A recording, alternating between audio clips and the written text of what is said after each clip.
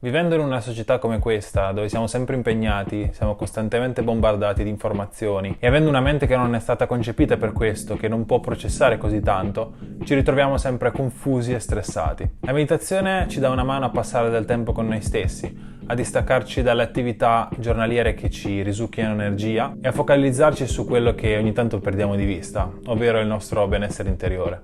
All'inizio del mio percorso personale di quest'anno ho iniziato a sentire qua e là persone parlare della meditazione. Gente che sedeva e rifletteva, pensavo. Gente che chiude gli occhi e inizia un viaggio personale.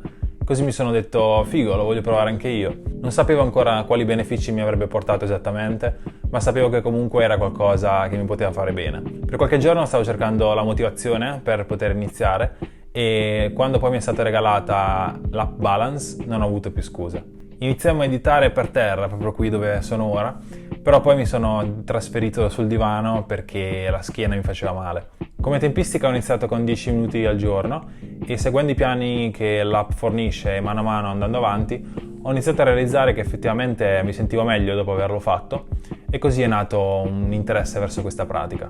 La scienza ha confermato davvero tanti benefici che provengono dal meditare, ma quelli che io trovo più importanti per me sono il senso di controllo di me stesso, la riduzione di stress e l'aumento della concentrazione. Controllo.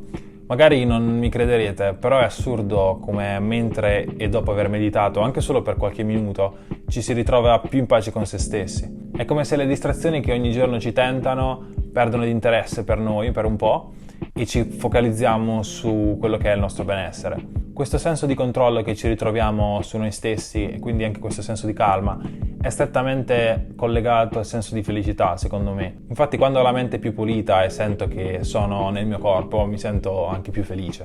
Il senso di controllo del mio corpo e della mia mente è qualcosa di fondamentale per me perché da anni mi considero un overthinker, ovvero una persona che pensa troppo. La meditazione su questo mi insegna a essere più presente in quel posto, in quel momento e a non farmi sognare a occhi aperti come magari faccio spesso durante la mia giornata quando sono da solo. Così facendo mi ritrovo con una sensazione di chiarezza quando finisco di meditare e questo mi dà la motivazione per fare quello che devo fare dopo. Stress. La riduzione di stress è un altro aspetto importante su cui si può lavorare con la meditazione. Concentrandosi sul respiro e accettando le nostre sensazioni, possiamo fare in modo che quel senso di ansia o di stress che abbiamo si riduca per far spazio a più serenità mentale e fisica. Secondo me è molto importante riconoscere ogni sensazione che proviamo perché è il primo passo per o goderne se è una che ci fa stare bene o iniziare a lavorarci se è qualcosa da cui ci vogliamo allontanare. Per quanto mi riguarda, qualche anno fa ero molto più stressato e in ansia per ogni cosa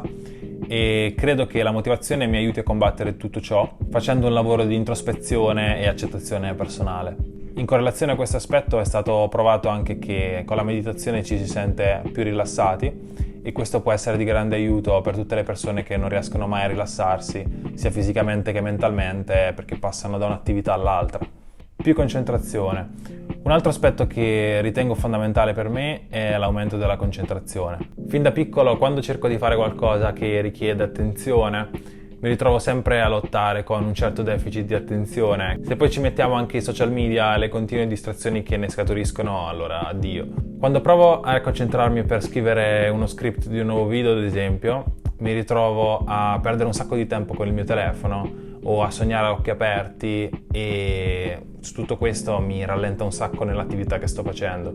La meditazione su questo mi sta aiutando molto, specialmente se praticata la mattina.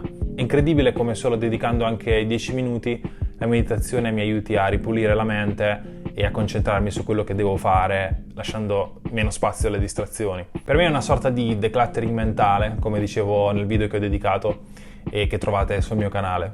Chiaramente ci sono anche quei giorni dove non medito, dove ho magari i miei impegni o le mie scuse per non farlo, ma cerco di farlo almeno una volta ogni 2 giorni così da non perdere la buona abitudine. C'è chi medita per 5 minuti e chi per un'ora.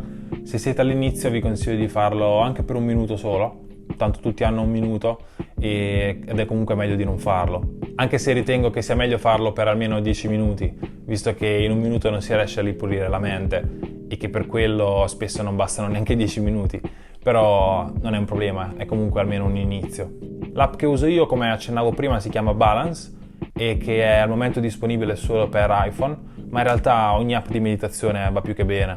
Prima di usare questa avevo provato a usare Oak e Calm, che però non mi hanno soddisfatto appieno, diciamo. A me Balance piace molto perché ti permette di seguire dei piani di 10 giorni, essendo seguito virtualmente, ovviamente in maniera registrata, da una voce maschile di Ofosu o da quella femminile di Lea. Questi piani iniziano dalle basi della meditazione fino a dei livelli più avanzati.